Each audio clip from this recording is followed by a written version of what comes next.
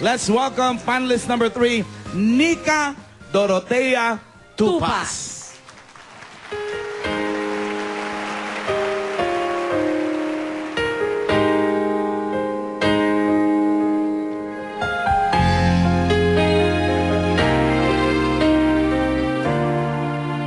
There are times I find it hard to sleep at night. We are living through such troubled times, and every child that reaches out for someone to hold for one moment, they become my own. And how can I pretend that I don't know what's going on when every second, every minute, another soul is gone? And I believe that in my life I will see an end to hopelessness, or giving up, or suffering.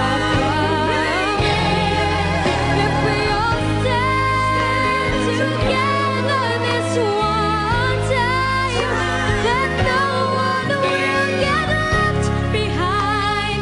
Stand up for life, stand up for love, and it all starts right here, and it starts right now. One person stand up man, and the rest will follow. From the front, from below, I'm gonna sing this song, and I believe that in my life I will see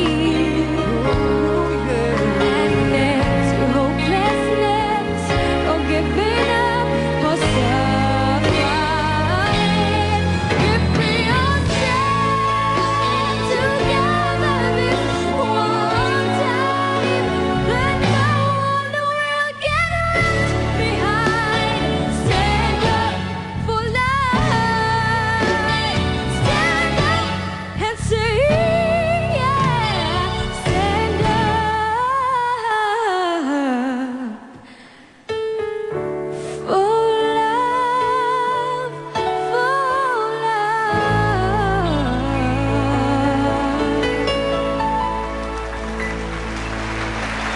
Kumpleto na, Ruby! Ang tabi- mga pambato ng Mindanao. Alam mo ba, Yan. Ruby, nilipad pa sila ng Eat Bulaga from Mindanao to Manila sa pakipagtulungan syempre ng Syempre ng Soul Mux. Thank you, Nika. Yan ang tatlong batang maibubuga sa aming finalist natin for today from Mindanao. At ang magandang balita nito, 4 to 12 years old lang lahat itong mga may batang ibubuga na ito. Keres. Buti pa sila, ako wala. Bago natin malaman kung sino sa kanila ang makakapasok sa Grand Finals, next week na po yan.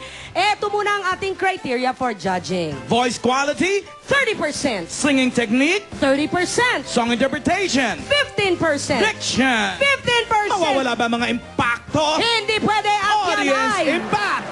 10%, With no the love. 100%. Ang galing mo sa math, hindi mo nahulaan yung provinces ng Mindanao. Kasi nga Mindanao na ito. Ang alam mo lang hulaan yung sinigang palibhasa pagkain. Abo na. Ang Soul Mux Batang Ibubuga winner natin for today ay tatanggap ng 10,000 pesos at makakasama natin next week para sa Grand Finals kung saan pwede naman siyang manalo ng Ito na. 200,000 pesos. At syempre today, hindi ba nanalo? May Naman. consolation prize din of 5,000 pesos.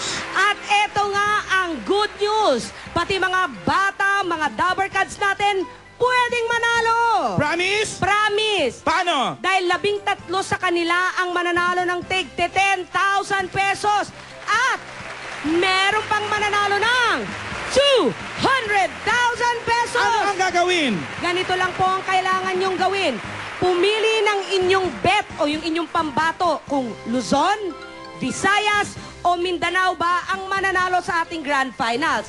Isusulat nyo po ito sa labas ng envelope At isulat naman sa papel sa loob ng envelope ang inyong pangalan, address, contact number at signature at kalakip lang ang dalawang empty foil packs ng Solmux Dalawa. capsule. Dalawa.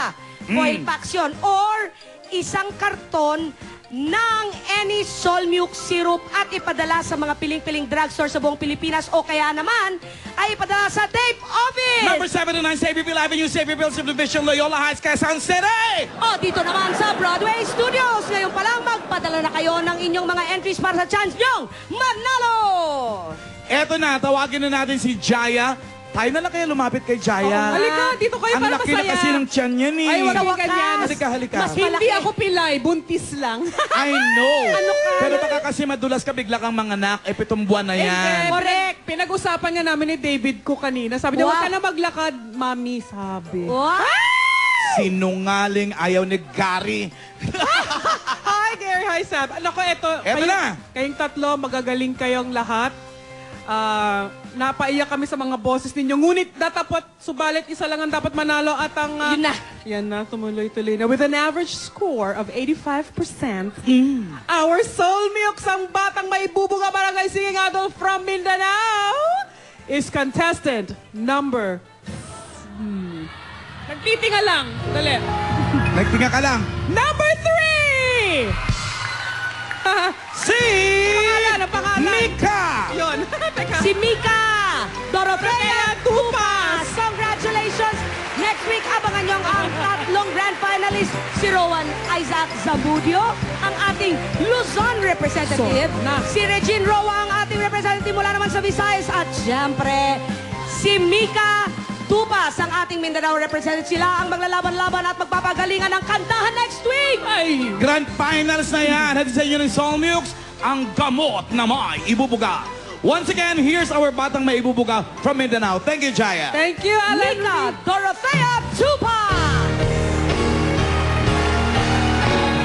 I'm gonna sing this song, and I believe that in my life I will see an end to hopelessness or giving up or suffering.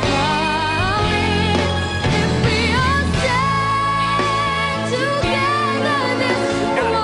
Batang may ibubuga pagdating sa kantahan. At para sa chance yung maging isa sa mga 13 winners ng 10,000 pesos o winner ng 2